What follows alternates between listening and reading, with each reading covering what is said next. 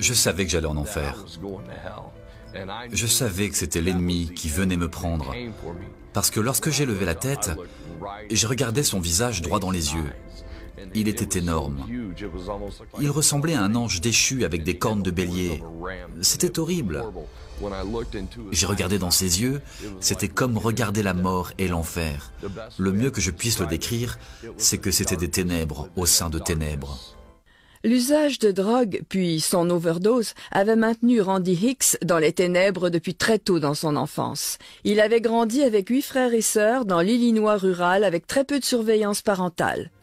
Je me suis défoncé à 8 ans, avec 2 de mes frères plus âgés, dans le garage. C'était la première fois que je fumais de la marijuana. Je ne l'oublierai jamais. Et j'avais aimé ça. Les frères de Randy cachaient la marchandise dans le fond du jardin, dans leur sac à dos ou même sous leur matelas. Un jour, j'ai trouvé de la poudre blanche, de la cocaïne. Je ne savais pas ce que c'était, mais je me suis dit que c'était tout bizarre. Puis un jour, j'ai vu mon frère en sniffer. Alors j'en ai sniffé aussi. Arrivé en secondaire, lors de ma première année, beaucoup en vendaient pour se faire de l'argent. En terminale, j'en vendais moi-même des quantités. Après l'obtention de son diplôme, Randy s'enrôla dans l'armée. J'ai fini tankiste, membre d'équipage de véhicules blindés, et j'ai été envoyé à Fort Irwin en Californie. Là-bas, c'était le cristal qui était en vogue, et je me suis mis à traîner avec les mauvaises personnes. J'ai bu de plus en plus, puis je me suis mis à vraiment consommer du cristal. Mon Dieu, comme j'étais accro. Je ne pouvais pas vivre sans.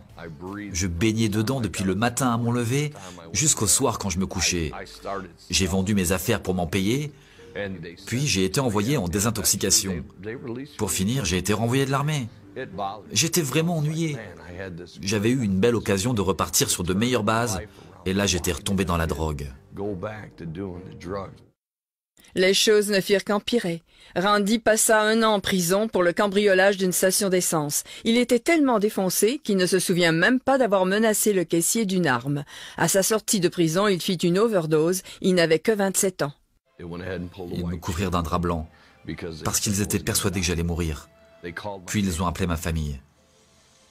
Lorsque je suis revenu à moi, j'ai eu une intense frayeur parce que je me suis vu recouvert d'un drap blanc. Les médecins remarquèrent que Randy était toujours vivant. Après de nombreux examens, il put quitter l'hôpital.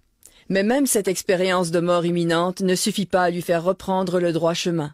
Randy se maria, mais ni son usage d'alcool ni sa dépendance à la drogue ne cessèrent, ce qui conduisit à la ruine de son mariage. En 1997, la femme de Randy le quitta avec ses 2 jeunes enfants.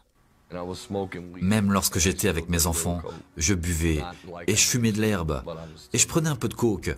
Plus comme avant, mais j'en prenais toujours, oui. Ce qui a tout changé, c'est qu'à un moment, je me suis effondré à terre et j'ai physiquement senti que quelque chose me traînait littéralement hors de mon corps. J'ai levé la tête et j'ai vu la mort et l'enfer dans ses yeux. Il avait des cornes immenses, enroulées comme celles d'un bélier. Et la mort a empli la pièce. J'étais effrayé. Je pouvais physiquement ressentir que mon être spirituel se séparait de ma chair. Ce n'était pas une douleur, mais je sentais qu'il partait, et je tremblais de peur.